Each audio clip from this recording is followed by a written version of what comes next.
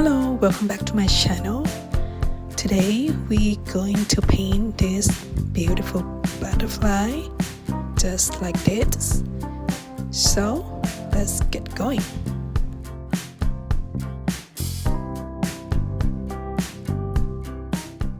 In this painting I use Hong 300 GSM cold press paper 100% cotton with the sennelier watercolors.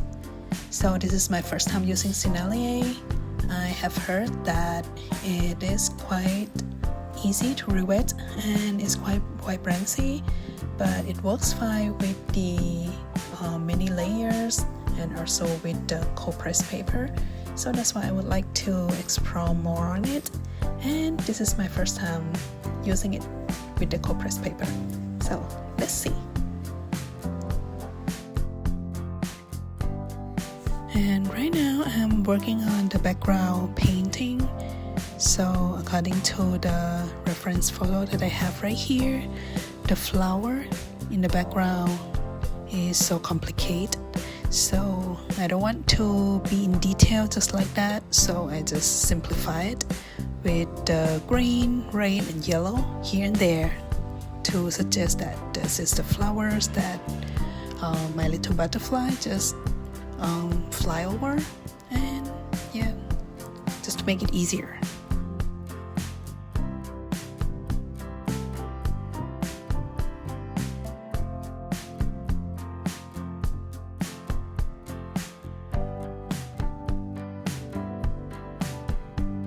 So once the first layer is already dry, I just put another layer on top like grazing.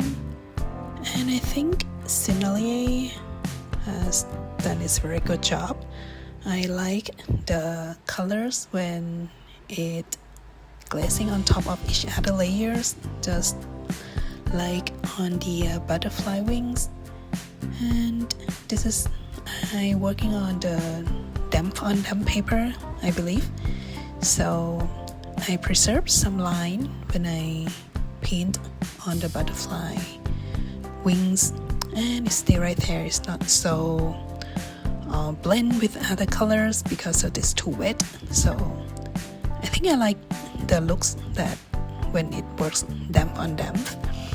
And here right now I working on the body of the butterfly, and I think for sennelier it is quite easier to rewet.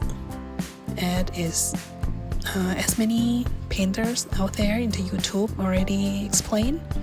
I am so satisfied with this, the result and the feeling when I use it as well. I mean, in the past I used many brands before. I try out on, for example, like Daniel Smith, also Winsor Newton, Schminker, White Nights as well, Van Gogh, and also Cotman line of the Winsor Newton. Other brand that I mentioned earlier is quite vibrancy. It's like when I put the color on the paper, it's quite thick, it's quite bold, it's quite saturated.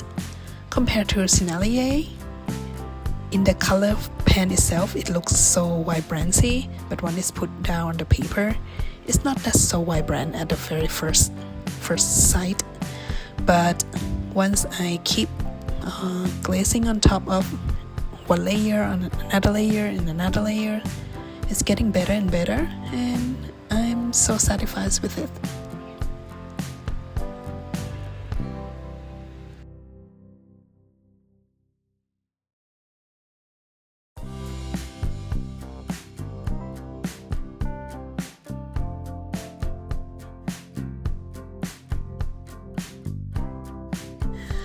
And as for this painting, I used two types of brushes. The first line is from Van Gogh Series 191 in size 4 and size 8. It's perfect for covering larger areas and working on the broader details. And as for the finer details, I use DaVinci Nova Synthetic Round Brush in size 2. It has a very fine point, which makes it much easier to paint precise lines exactly where I want them. So this brush has become my favorite one for the detail works.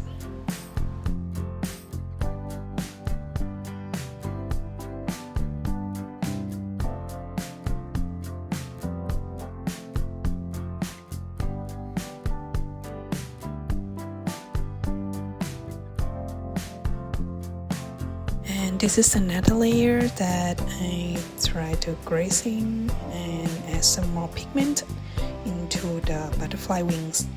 So as you can see, once we put some more layer on top of another, the color start to a little bit more vivid and it's more saturated, which is I like it. So right now I can make any finer details, darken some area to make it more realistic, make it more interesting, to make sure that the butterfly looks more realistic. As you can see in the reference photo, there are some part that the butterfly wing has more value than another part. So that's what I'm working on it right now. And yeah, this is where I try to make it more interesting and try to make the wings look as more realistic as much as possible.